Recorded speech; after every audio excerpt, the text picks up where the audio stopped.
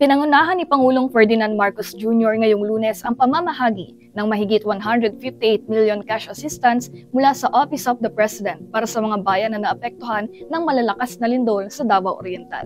Ayon kay Palace Press Officer Claire Castro, 50 million pesos ang ibinigay sa lalawigan ng Davao Oriental, habang 15 million pesos naman ang inilaan sa mga lokal na pamahalaan ng Manay, Banay-Banay at Lupon.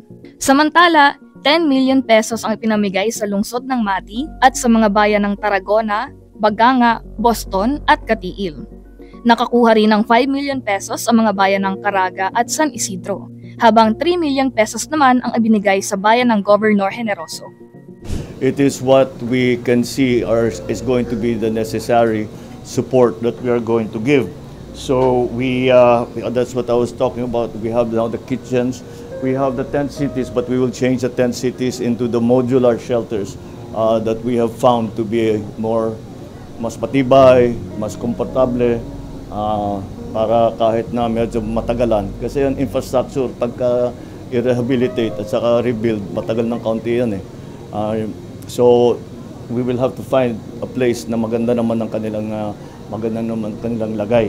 Sa kanyang pagbisita sa Davao Oriental, personal na ininspeksyon ng Pangulo ang Manay National School sa Barangay San Ignacio upang makita ang pinsalang idinulot ng lindol sa mga pasilidad ng paaralan. Bumisita rin siya sa Regional Evacuation Center sa Barangay Central at tumungo sa Tarragona Municipal Grounds upang kamustahin ang mga evacuees na pansamantalang nanunuluyan sa mga makeshift tent. Tinatayang 225 families o 814 individuals ang kasalukuyang nanunuluyan sa mga evacuation center. Samantala, namahagi rin ang Department of Social Welfare and Development ng 10,000 pesos financial assistance, hot meals, family food packs at non-food items. Bukod dito, magbibigay rin ng tulong ang Department of Human Settlements and Urban Development sa ilalim ng Integrated Disaster Shelter Assistance Program. Niyanig ng magnitude 7.4 at 6.8 na lindol ang Davao Oriental noong October 10.